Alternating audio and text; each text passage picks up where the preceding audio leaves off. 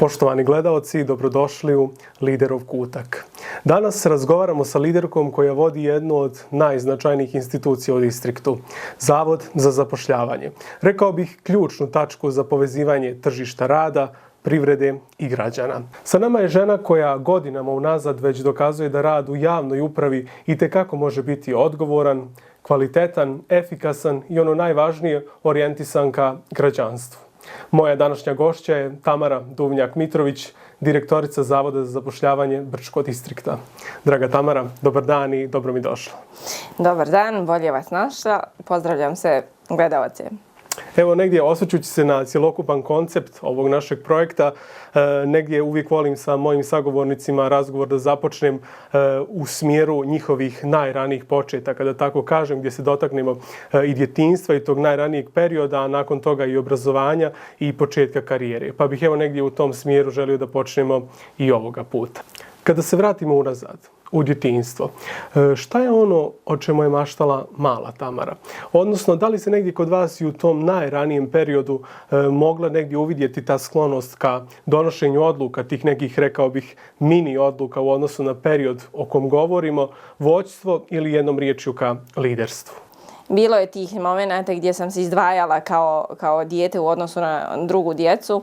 Meni je drago što to su stariji primjećivali i što stariji, recimo sad u ovo vrijeme, znaju kad se zajedno skupimo, posebno taj porodični moment, jel tako, i ekipa iz uže porodice, kad kažu, pričaju o nekim mojim stavovima, dogodovštinama i otprilike zajednička crta svih jeste da sam često znala ući u diskusiju sa odraslim i usmjeravala njihovu pažnju na sebe, upravo zbog tih nekih mojih stavova, možda nekog mog oportunizma, zbog rivalstva, uglavnom nisam nastojala eksplicitno, već jednostavno to je dio mog karaktera bio da uđem u diskusiju, da iznesem stav o nečemu, što je u tom momentu starijoj populaciji bilo vrlo interesantno u odnosu na drugu djecu koja se vjerovatno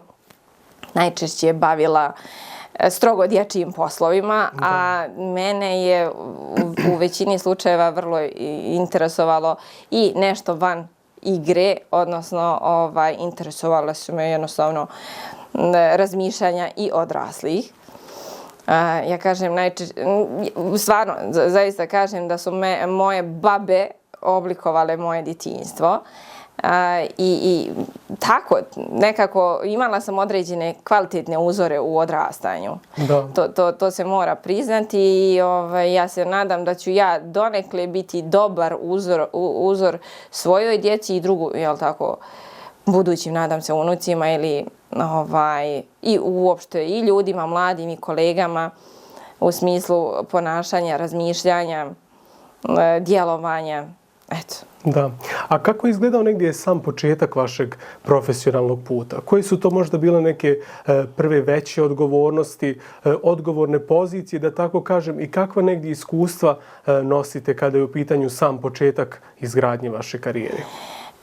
Ja ću biti ovdje slobodna pa da kažem, moja karijera je počela od osnovne škole. Obzirom da profesionalni put ili uopšte to profesionalno ponašanje ili razmišljanje gdje je neko mjesto počinje od momenta dobijanja obaveza. A da tako kažem, obaveze su počele od osnovne škole i u startu čovjek je, da li smo mi tako vaspitavani, ja ne bih znala to da kažem, ali u startu kad imaš određene obaveze imaš i određene ciljeve. Tako da svaka aktivnost u životu ima svoj smisao. Slažem se. Ako želimo neki rezultat. A ako je rezultat bio da se završi škola, kako su, jel tako, nas ljudi stariji odgajali, znači moja interesovanja i aktivnosti su bile usmjerene u domenu završetka škole. Moje interesovanje i aktivnosti su bile usmjerene u domenu smislenog načina igranja. Uglavnom, da kažemo, sve aktivnosti u životu treba da imaju određeni cilj. Da. Tako da, mislim, život je jednostavan, tako da to su neki prosti postulati u životu. Sve u životu treba da ima cilj. Mislim, ja kad provedem možda vikend u pidžami bez cilja, meni je to uništen vikend, iskreno da vam kažem. Tako, jasno. Tako da, eto. To je negdje odlika zapravo i mnogih lidera negdje koji se vrte ovdje negdje na našem podneblju, ali i uopšteno. Ja podržavam to kad je čovjek umoran pa da sebi oduška, ali ako već izgubiš 2-3 dana bez nekog cilja, i cilje i kad se ode na godišnji odmor pa se sunča, ali ako recimo provedeš 3 dana u pidžami bez cilja, meni je to zaista promašen vikend. Mislim, govorim o 3 dana potencijalnog vikenda, jel tako? Promašeno vrijeme.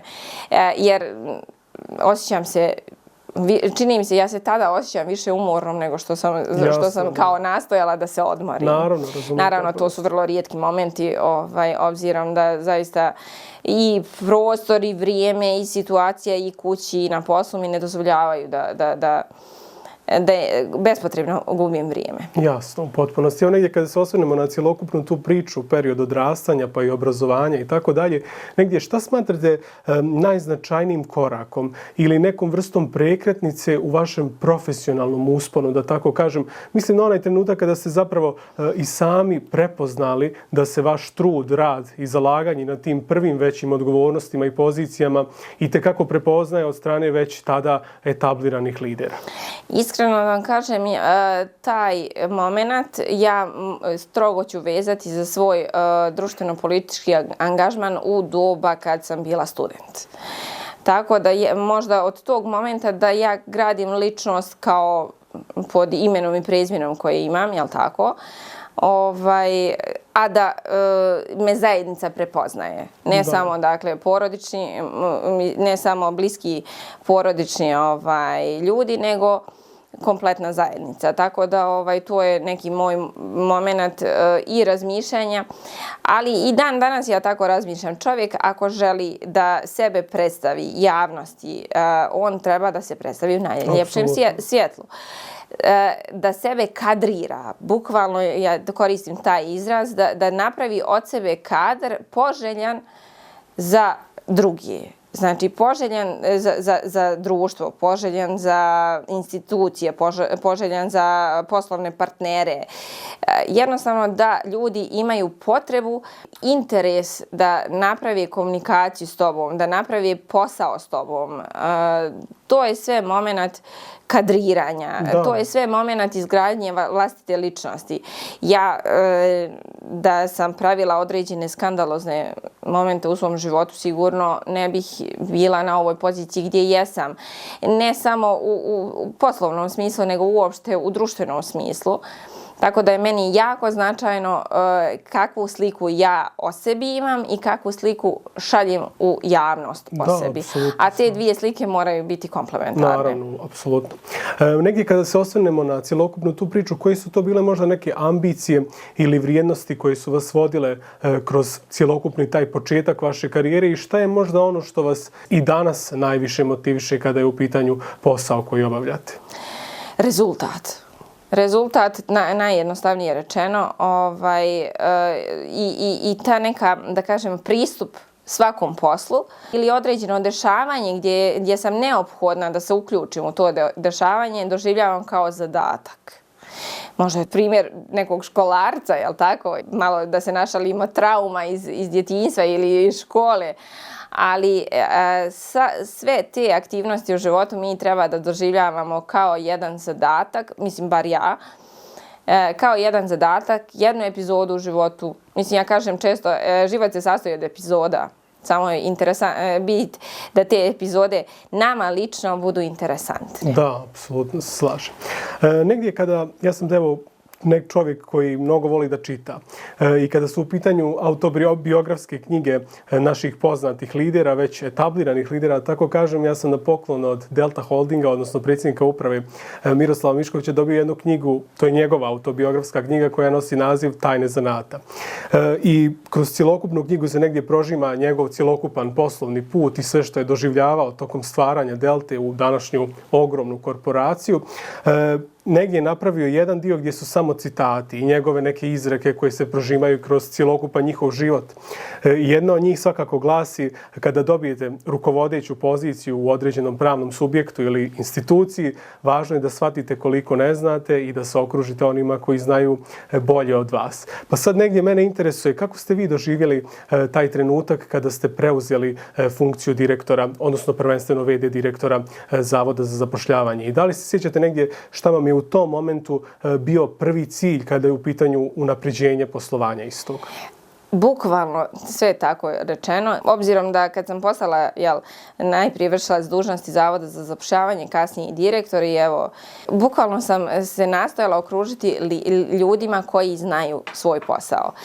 Mnogo je značajno imati uz sebe tim ljudi koji znaju svoj posao i koji su lojalni svojoj ideji. A šta znači lojalni ideji? A upravo lojalni svom tom, da kažemo, zadatku, školskom zadatku koji oni obavljaju kao rutinu, znači u redovnim aktivnostima, i oni su sami sebi dovoljni u obavljanju svojih zadataka. Sa takvim ljudima je vrlo jednostavno komunicirati, obzirom da su to vrhunski poznavaoci svog zanata.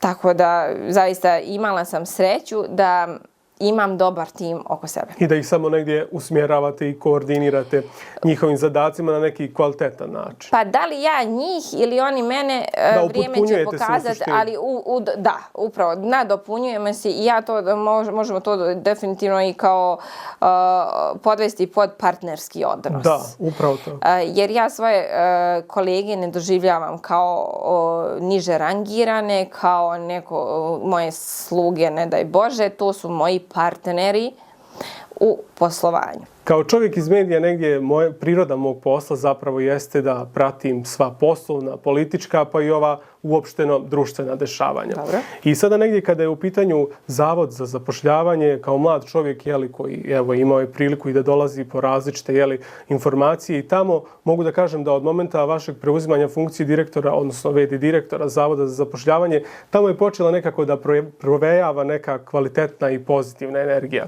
I negdje šta mene interesuje zapravo koji rezultate ili promjene u ovom momentu smatrate najznačajnijim i šta je ono na što ste vi lično, da kažem, onako najponosniji kada je u pitanju unapređenje poslovanja istog? Gledajte, ja tu moram možda i skromna da budem, ali vremena se mijenjaju. Možda u nekom momentu u prethodnim mandatima, prije dakle mog djelovanja u Zavodu za zapošljavanje je bio drugačiji trend poslovanja. Danas sve institucije, odnosno tržište, odnosno javnost zahtijeva od institucija što veću transparentnost. I meni je to vrlo i drago i interesantno i izazov. Zašto? Zato što konstantno vi treba da se prilagođavate tržištu. Konstantno treba da mislite o tome kako možete neki proces rada da unaprijedite. Na osnovu toga treba da pokazujete koliko ste transparentni u smislu financija, u smislu objektivnosti, u smislu nepristrasnosti, u smislu upravo pristupa krajnjem korisniku. Tako da mi smo u konstantnom procesu reforme rada. I ja bih to tako doživjela. Što je negdje zdrava reforma. Što je zdrava reforma, što je zdrav drill, kako neki kažu. To je konstantna nadogradnja i nas kao pojedinaca koji radimo u instituciji i lično, dakle, vlastita nadogradnja u smislu samopouzdanja, u smislu radne etike, u smislu radne lojalnosti, u smislu kolektiva. Tako da uvijek su dobrodošli momenti gdje je bit što bolja slika u javnosti. A šta znači bolja slika u javnosti? Znači da najprije radimo na procesu zapošljavanja, odnosno smanjenja stope nezaposlenosti, radimo na procesu individualnog pristupa samom korisniku, da korisnik nema potrebe da čeka ne znam koji broj sati ili minuta na Zavodu za zapošljavanje, već jednostavno može masu stvari vrlo brzo da obavi. Tako da to su neki procesi u kojima smo u konstantnom radu, u konstantnom drillu, u konstantnom poboljšanju. Tako da, i da se razumijemo, ti procesi nisu nešto što mi samostalno smišljamo, toplu vodu i tako dalje. Sva poboljšanja na zavodu su rezultat određenog iskustva, znanja, određenog prepisivanja na neki način, ali na pozitivan način, preuzimanja, odnosno ne prepisivanja, nego preuzimanja iskustava od naših kolega iz drugih zavoda. Tako da, ali naravno, sva ta iskustva mi moramo prilagoditi sebi. Tako da ja zaista imam pozitivan odnos prema svojim kolegama, prema svojim radnim partnerima. I ono što me oduševljava i što mi daje elan i što čini mi se da je zdrava radna atmosfera jesu rezultati njihovog rada. Uvijek može bolje, svakako da znamo određene i nedostatke, ali opet kažem, kroz razmjenu iskustava sa drugim zavodima čini mi se da i te potencijalne nedostatke možemo da prevaziđemo vrlo lako. Upravo tom razmjenom iskustava, a kad kroz razmjenu iskustava istovremeno dobijate i određeni motiv, određenu potrebu da se takmičite s nekim i onda kažete, ok, ja vidim kako je kod tebe, ali ja ću biti bolji. Što mi je onako, bar kad su ti procesi u javnoj upravi, vrlo motivirajući faktor, jel tako?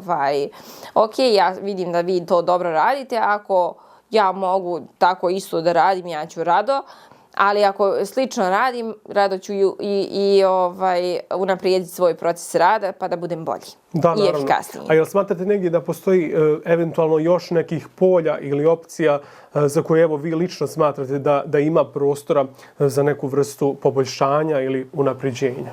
Pa svakako, uvijek postoji prostor za poboljšanje i unapređenje. Mislim, gledajte, ja moram biti svjesna i javnost mora biti svjesna da smo mi Zavod za zapošljavanje na lokalu, ali radimo jednake procese kao i entitetski zavodi.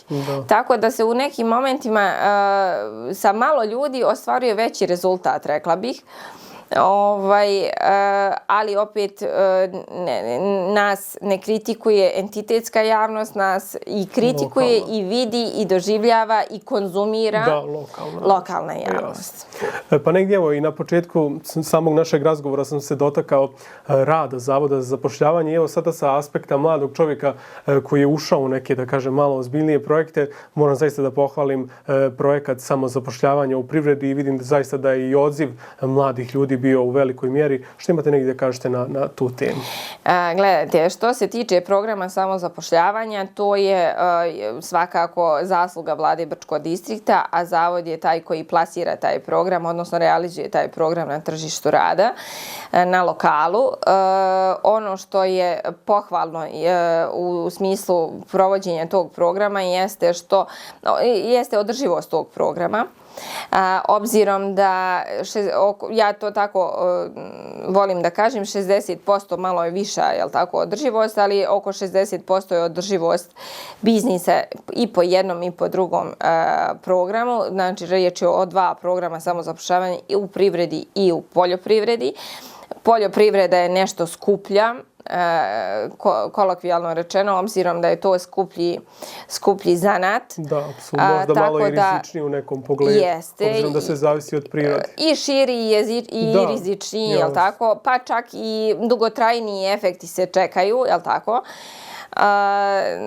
I uopšte neophodno je nešto da poraste, jel tako, da bi imali plodove toga, da bi se plodovi toga ubrali. nešto da se odgoji da bi se plodovi toga ubrali. Tako da poljoprivreda je u tu svrhu skuplji sport, rekla bih, ali održivost istih start-upova u okviru programa samozapošljavanja je oko i jednog i drugog programa je oko 60%. Tako da smo mi s tim u vezi jako, i uopšte Brčko distrikt treba da bude jako ponosan na taj podatak. Imamo znači određenu kvalitetnu poslovnu svijest u našoj zajednici koja opstaje. Ono što bih voljela ovdje da kažem jeste da smo danas objavili, a iduće sedmice ćemo objaviti još jedan javni poziv. Danas smo objavili javni poziv subvencija za održivost, odnosno unapređenje poslovanja svih koji su u prethodnom periodu prošli odnosno dobili podršku po javnim pozivima iz poljoprivrede od 18. godine. Dakle, javni poziv traje od 15, danas je objava, ali on će trajati od 15. do 30. decembra, dok također smo objavili i javni poziv za zapošljavanje pripravnika. On će također trajati od 15. decembra do 22. decembra. I najavljujem već iduće nedelje objavu javnog poziva za podršku, odnosno subvencioniranje održivosti biznisa koji su prošli u prethodnim periodima po programima samozapošljavanja u privredi. Tako da mislim da je to dobra odluka vlade i da je to da će to biti dobra finansijska injekcija za sve one koji su u prethodnom periodu opstali. Da. Obzirom da je uslov da sve te firme budu živuće, samoodržive i da budu uredne papirološki, odnosno da nemaju dugovanja po osnovu doprinosa i dakle da su bili u prethodnim godinama korisnici programa samozapošljavanja, a da su izašli iz ugovorne obaveze sa zavodom. Da, ali evo negdje možda šire gledano u suštini sam javni poziv za samozapošljavanje ne samo da donosi ličnu korist samom preduzetniku, nego negdje evo imamo i ogromnu korist same zajednice po pitanju poreza, doprinosa i drugih naknada, a na kraju krajeva i drugih mladih ljudi koji eventualno mogu da budu zaposleni u okviru određenih subjekata. Pa mi volimo da kažemo da sva ta sredstva koja se odobre u principu, obzirom da je ugovorna obaveza sa svim korisnicima Zavoda za zapošljavanje koji uđu u taj proces samozapošljavanja 24 mjeseca, otprilike sva sredstva koja se dobiju po osnovu apliciranja i pojedinačno po aplikantu budu utrošene u ta 24 mjeseca, ako ništa, bar za te doprinose. Naravno, ta sredstva ne mogu da se koriste za isplatu plata i doprinosa, već za upravo ulaganje u vlastiti biznis. Da li je to nabavka opreme, da li je to nabavka alata, da li je to opremanje prostorije, uglavnom usko vezano za obavljanje poslovne djelatnosti. Ali obzirom da je ugovorna obaveza 24 mjeseca, na neki način sva ta sredstva se ponovo vrate u budžet obzirom kroz te doprinose koje lica plate, ali s druge strane to je finansijska injekcija, podrška mladom licu, nebitno da li je mlado ili nešto starije, jednom licu koje se odluči dakle da uđe u samostalni biznis i bude svoj gazda, da tako kažem. I mi smo vrlo, kao institucija smo ponosni, obzirom da na nivou godine otprilike kroz ta dva programa se podrži 100-tinjak ljudi. Drugi program, recimo, imamo isto na koji smo strogo smatramo ga programom Zavoda za zapošljavanje, obzirom da se finansira strogo iz sredstava Zavoda za zapošljavanje, jeste program zapošljavanja teže zapošljivih kategorija. I možda, ja znam da je ovo podcast o liderstvu, ali ja bih voljela da malo afirmišem i taj program Zavoda za zapošljavanje. A šta znači taj program zapošljavanja teže zapošljivih kategorija? Mi svake godine radimo, da kažem, reviziju tih kategorija i čak pravimo, ove godine smo čak napravili i teže zapošljive.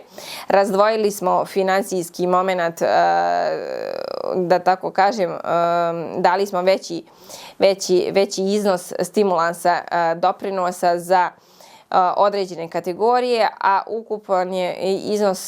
ukupan broj tih kategorija jeste 9.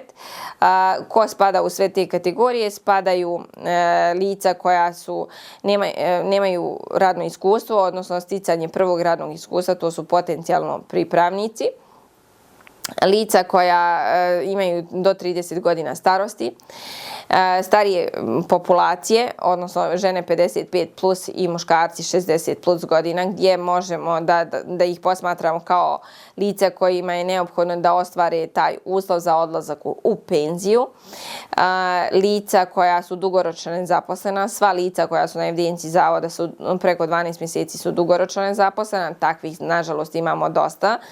Ali opet statistički gledano moram biti poštena i reći da baš nemamo mobilnu i adekvatnu bazu prijavljenih ljudi. Zašto? Zato što imamo dosta starije populacije koja nije ni dovoljno stara, odnosno zrela za odlazak u penziju, a nije dovoljno ni nema određene vještine koje današnje tržište zahtijeva. Osim tih kategorija, teže zapošljive kategorije su i lica sa invaliditetom 50+, civilne žrtve rata i njihova djeca, ratni invalidi, uži članovi porodice poginulih boraca, Romi, žene žrtve nasilja u porodici, s tim što ćemo obzirom na, nažalost, trendove u društvu, ali tako je, iduće godine vjerovatno isključivo staviti žrtve nasilja u porodici, obzirom da, nažalost, ali sve više djece bez roditeljskog staranja, koji se također tretiraju kao žrtve nasilja u porodici i najčešće završavaju u sigurnim kućama. Tako da, čim navrše 18 godina, nemaju prostora da neko dalje vodi brigu o njima, da li je to centar za socijalni rad ili sigurne kuće, tako da s te strane bi bilo dobro da ne dijelimo žrtve, ne dijelimo lica u tom statusu, ajde tako kažem. Tako da nadam se da ćemo malo prekomponovati tu listu, ali i da ćemo imati odziva po osnovu statusa takvih lica. Sigurno da hoću. Ono što je najčešći rezultat programa novog zapošljavanja, odnosno poticaja novog zapošljavanja u okviru tih teže zapošljivih kategorija, jeste da iz godine u godinu dominiraju mladi i žene. Tako da, eto, to je nešto što možemo tim da se pohvalimo kao Zavod za zapošljavanje i recimo u odnosu na samozapošljavanje gdje zaposlimo neki 100-tinjak ljudi, ovdje već zaposlimo do 130 ljudi i recimo također ugovorna obaveza nas i poslodavaca u tom smislu traje 24 mjeseca i neko, da kažem, ohrabrenje prema poslodavcima da apliciraju po tom programu, obzirom na nedostatak radne snage u današnje vrijeme. Bilo bi dobro da apliciraju zato što u tih 24 mjeseca je moguće zamijeniti XY lice 3 puta, obzirom da se zna doći do momenta da poslodavac ostane bez zaposlenog radnika ne svojom krivicom, jer radnik naravno je slobodan i može da traži bolje uslove, pa u slučaju kad ostane bez zaposlenja, kad raskine ugovor sa tim poslodavcem koji je zaključio ugovor za XY radnika sa Zavodom za zapošljavanje, poslodavac ima mogućnost zamjene tog lica, ali svakako vodimo računa o tome da to bude iz iste kategorije. Jasno. Meni je jako drago što ste sve ovo negdje pomenuli jer je to u potpunosti zapravo opravdalo ono što sam i na samom početku rekao, da stojite na čelu jedne institucije koja je od strateškog značaja za zajednicu u kojoj živimo i negdje od koje ovisi, da kažem, jednim dijelom i napredak i prosperitet cjelokupne ove naše sredine. kroz cjelokupan ovaj naš razgovor se negdje prožimala i vaša vizija. Pa bih evo negdje za kraj volio da se dotaknemo vizije, ali malo u nekom konkretnijem smislu. Kakvim vidite Zavod za zapošljavanje u narednih 5 godina? I šta je ono što smatrate ključnim i sistematski kvalitetnim za tržište rada distrikta?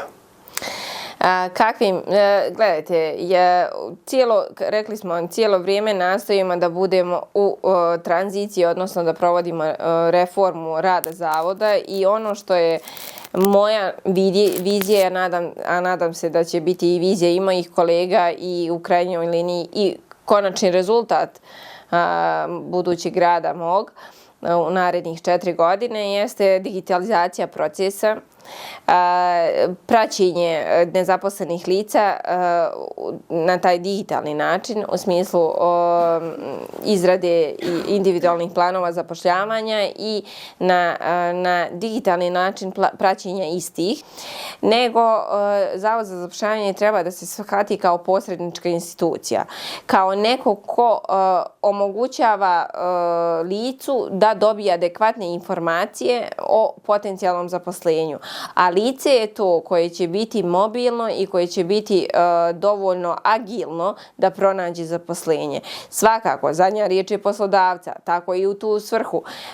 Mi uvijek stojimo na raspolaganju svim poslodavcima, najprije za davanje informacija o nezaposlenim licima u smislu njima potrebnog kadra, u smislu njima potrebnog zanimanja, ali i stojimo na raspolaganju da zajedničkim snagama obavimo taj intervju, obzirom da je zadnja riječ poslodavca i kolege imaju obavezu da selektuju određeni broj raspoloživih lica za zaposlenje i naravno sve mora da se radi u dogovoru sa poslodavcem i na zahtjev poslodavca. I da na takav način naprave određenu grupu lica koja bi došla na Zavod za zapošljavanje i da se na Zavod za zapošljavanje obavi direktno intervju sa poslodavcem.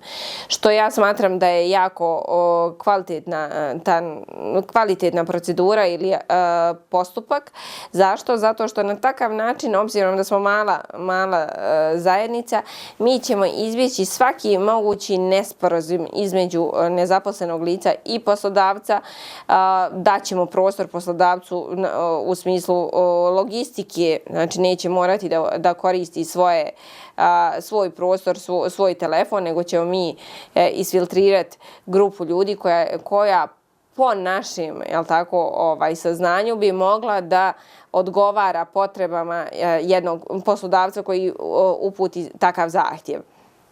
Tako da ovom prilikom pozivam, uvijek ću apelovati na budućoj, što boljoj i kvalitetnijoj saradnji sa poslodavcima, a opet s druge strane i poruka nezaposlenim licima da vrijeme je takvo da prosto svi moramo biti pomalo ažurni u dobijanju posla i da boravak na Zavodu za zapošljavanje nije samo ostvarivanje određenih benefita u smislu najprije novčane naknade ili dokupa staža ili zdravstvenog osiguranja koje je možda i broj 1 razlog zašto lica se prijavljuju na Zavod za zapošljavanje, a već i obaveza istih tih lica da budu agilni na tržištu rada i pronalazi zaposlenje.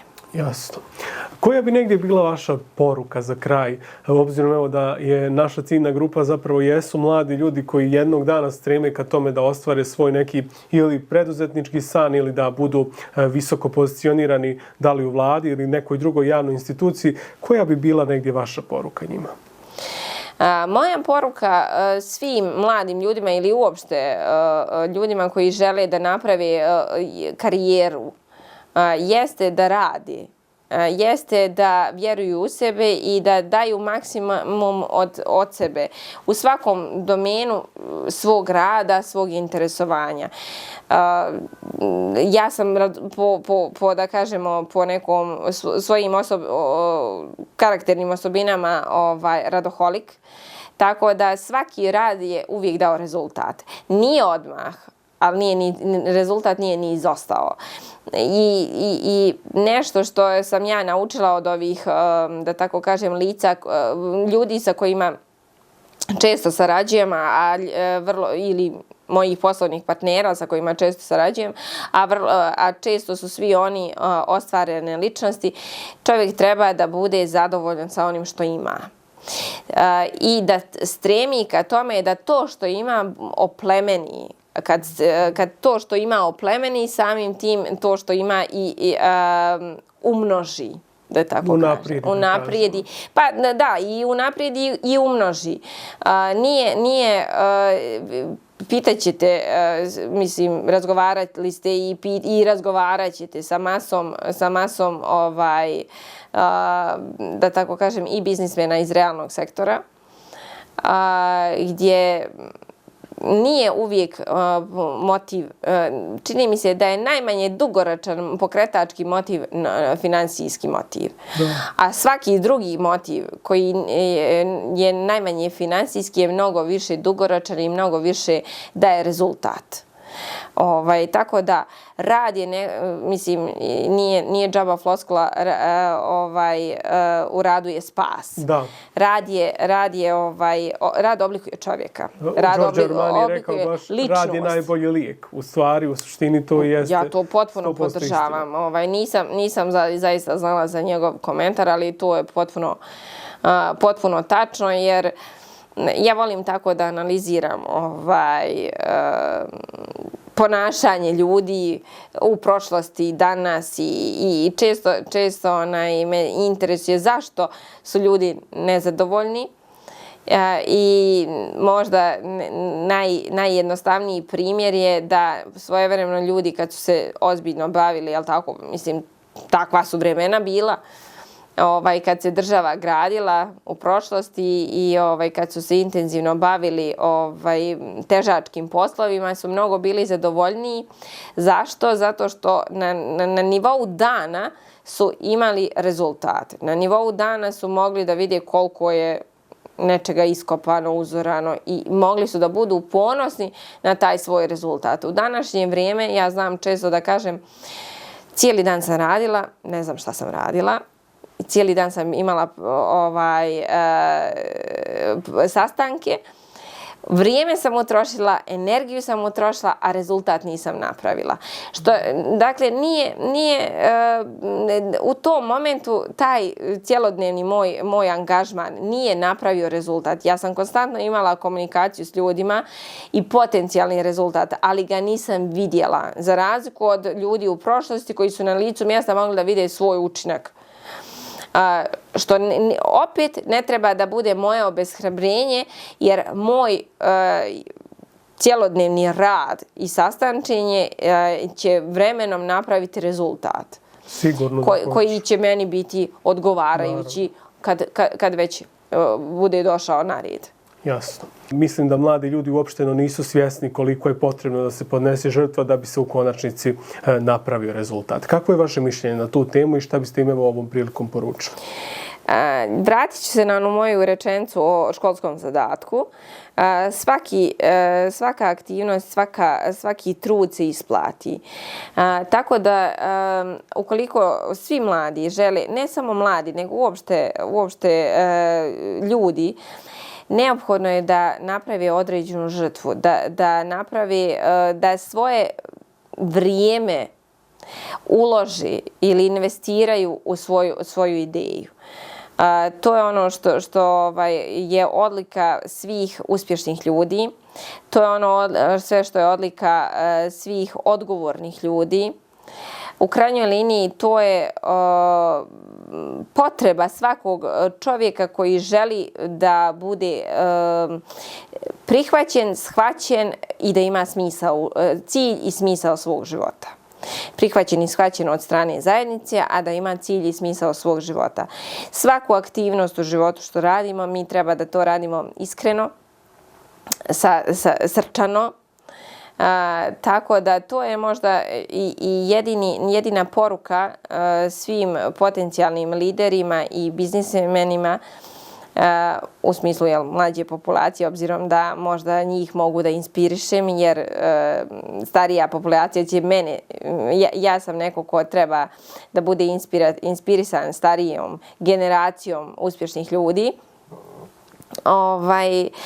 Svi mi treba da damo određeni žrtvu i doprinos od strane nas, u smislu našeg vremena, u smislu naše edukacije, u smislu našeg znanja, kako bi određena ideja dobila rezultat. Jasno. Draga Tamara, evo ja vam se zahvaljujem na izdvojenom vremenu i evo uvjeren sam negdje da će i ova nova epizoda serijala Liderov kutak sigurno biti od koristi novim liderima u nastajanju, ali sigurno i ovim već etabliranim liderima koji će evo moći da izvuku neku kvalitetnu pouku iz cjelokupnog ovog razgovora. Ja se nadam da sam bila zanimljiva i bilo bi mi drago da budem inspiracija makar jednom ili jednom dječaku ili jednoj djevojčici, jer ja to volim tako da uopšte zovem i poredim ljude sa dječacima i djevojčicama. Nekako mi je to draže, inspirativnije, poletnije, tako da eto. Hvala vam još jednom. Poštovani gledaoci, bila je to još jedna epizoda serijala Liderov kutak. Do idućeg gledanja ostanite inspirisani i motivisani.